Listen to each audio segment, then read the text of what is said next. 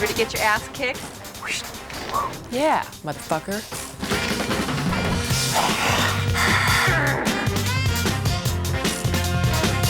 Woohoo! The hottest Amazon on the planet. 6 foot wanted, worth the climb, Julie Strain. What can you say? She's hot, she's tall, beautiful, sexy. She's my dream. A real goddess, creator, destroyer. I could kill you with my bare hands. She wouldn't take shit from anybody, just like stomp their asses. Yeah, take that, bitch. A woman that you can look up to, that's Julie Strain. Gotcha.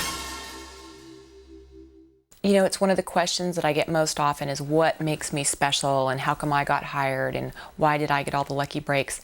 It's because I'm the only girl here that is 6'1", willing to wear 6-inch heels and headbutt people. Please don't headbutt me, we got lots to talk about. You know, I don't want to be categorized as Nicole Kidman and Sandra Bullock because I am not that. I am Queen of the B movies and I do action, adventure, independent films.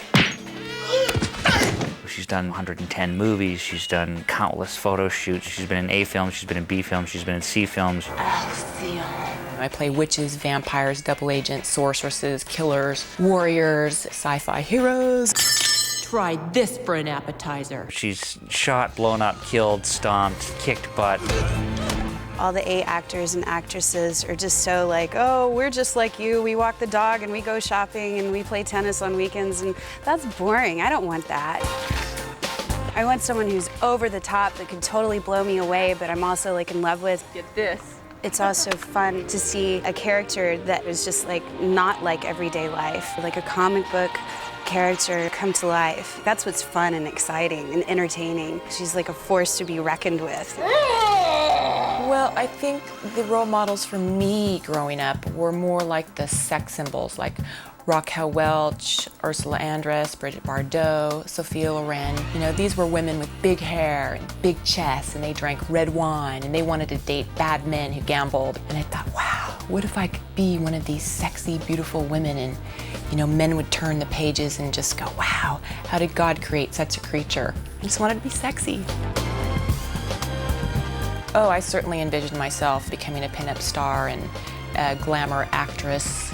There was a really strong inner drive for me to be just visualized and memorized and put on celluloid for history purposes, whatever that was. So I still kind of have that drive. Who's ever got a camera, it's like, okay, I got a pink outfit and a hat, let's go.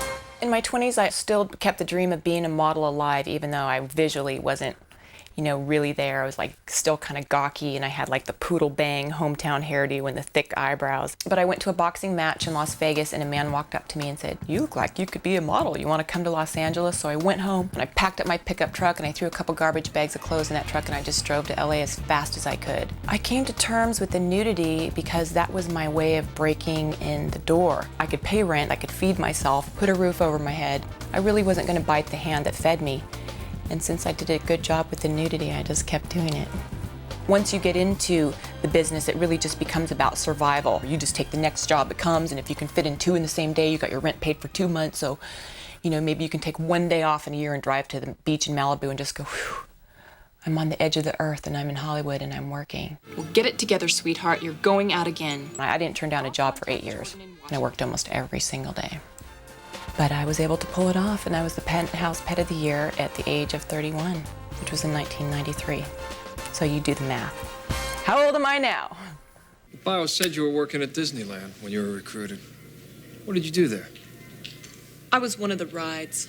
Soon after my Penthouse Centerfold came out, I sent it to Andy Sedaris. Andy's done 14, 15 movies, essentially the same script. Now that the Warrior has accessed our computers, their lives are in imminent danger. If we don't get to Shark and Scorpion fast, they're gonna get whacked. Julie kept calling my wife, and she would call her and just bitch and moan about, hey, why am I not in your movies? Why am I not in your movies? So she came over one day and she impressed Arlene so much, my wife. She said, well, we've got to write a picture for Julie. They brought me up to the house for a meeting, and they made me a cheese sandwich, and I showed my tits, and I had a job. And I think he was probably my 10th movie, and it was called Fit to Kill. Fit to Kill was the first picture she did. And she has sex and kills people. That became my first spies, thighs, bikinis, and ballistics movie, and ever since then, I've just kind of done that. Wear bikinis, take them off, shoot big guns, headbutt guys, blow up boats. We had a couple of fights that she's been in. I do moderate fight scenes in movies, and I am a yellow belt in Jeet Kune Do, and I think that helps a lot with the moves. Just do little things that look cool on film. They like to see a big girl gone bad. They take us girls and we go to some crazy state that looks like Hawaii, and we battle it out in the forest with the alligators and the swamps, and we get these amazing films made that are kind of like a James Bond feel to them. Return to Savage Beach was also by Andy Sedaris. I'm like the main honcho FBI broad. Washington has to protect our funding. I've done so many of them now that it's almost, I feel like that's what I do for a job as a real job. Like when I leave the door, I'm going to save the Filipino gold treasure. She's the greatest. We wouldn't think of doing a picture without her. I can be in any movie for the rest of my life with them, as long as I take off my top. I think Julie's very much in control of her career. She's, you know, her own manager. She's her own agent. She runs the business of her. It's a full-time job, and now with the internet, I have to go on 3 times a day just to keep up. I really think it's hit me recently, and I start to get emails back from the fans saying that I'm the most gorgeous woman that's walked the face of the earth for them. Those are beautiful compliments, and let me tell you, on a bad day, that'll just make a big smile on my face. Here we are at the Heavy Metal 2000 soundtrack signing. Woohoo! After the Golden Apple signing, the email of the week on my website is from one of the people from there that said how much they appreciated what I did for them and what I gave. Hi! How are you? Julie Strain's in the house. The people that have already met me know that I give a little piece of my soul to them when they come to visit me. So you can't step out of the car and go, hey, how you doing? And like walk in and do your signing. You have to go, yeah, how you doing? Right now, we're doing it right now. And you have to give all those people something, and then you have the fans back there who have waited like 5 or 6 hours, and they each have their little item that they want signed in their arms. When you first meet Julie, everybody is taken aback a little bit by her because of her size and her looks. But one of the things that makes her a star is that she's kind, she's gregarious, she's everything a gal should be.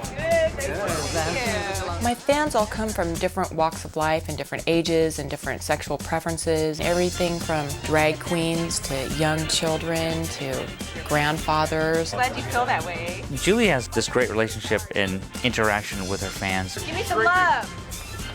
She likes to give them kind of a piece of herself. They stood in line for a couple hours, and it's like, you know, she wants to give them a moment, not just, you know, and like that, she wants to feel it's like, thank you for signing. She is appreciative, you know, those fans are hard to come by. Yeah, we're hanging all over our house. They're so into it. My biggest hope for the night is that there's not one person that goes away disappointed. And if I have to give that person an extra hug, that's what I will do. It's like a massage at the same time. It might be my little misfit army, but you know what? We can conquer the world.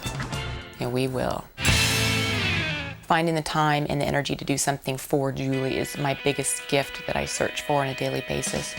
And usually that is getting to the gym at 5:30 or 6 in the morning. I really feel like I'm stealing time. My poor husband is sleeping. He would love to spend that time with me, but I wake up good to go.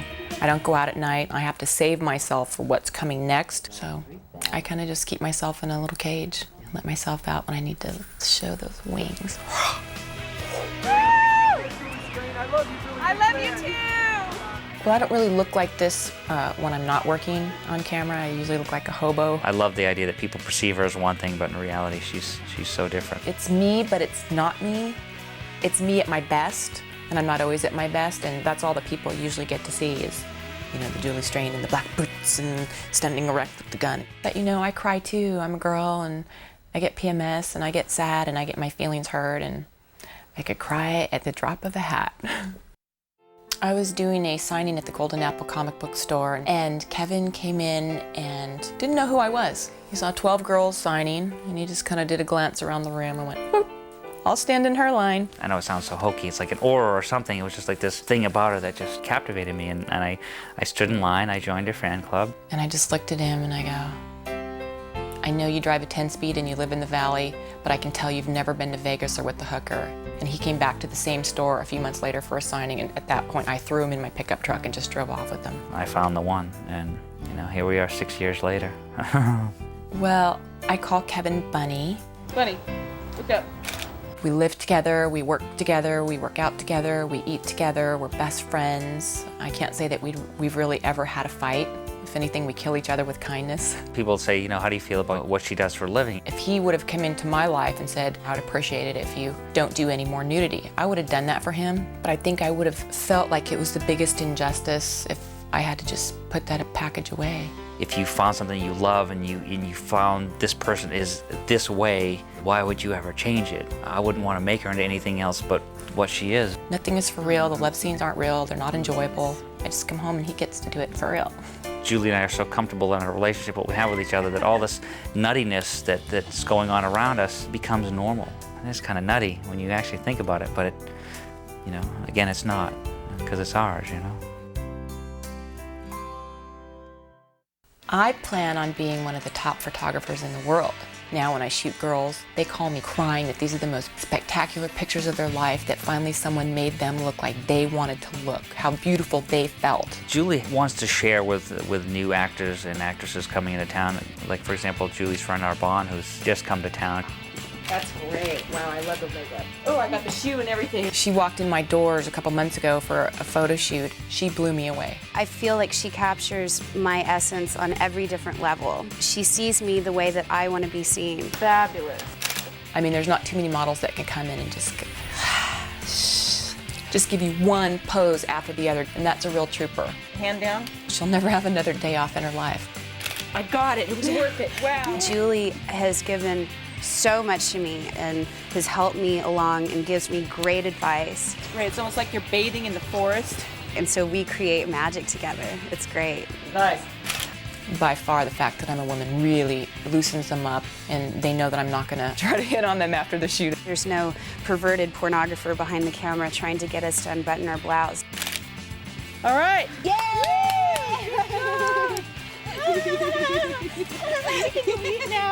She applies the same work ethic that a farmer would have to the entertainment industry, and that's really encouraging. And she wakes up early in the morning and works all day, and she gets to bed early. And I mean, she has an amazing, almost like an athletic discipline, that she applies to her work, and that is inspirational to me. I feel like I am staying in high school in my business. I'm not progressing on to college, but I get to be the prom queen every year.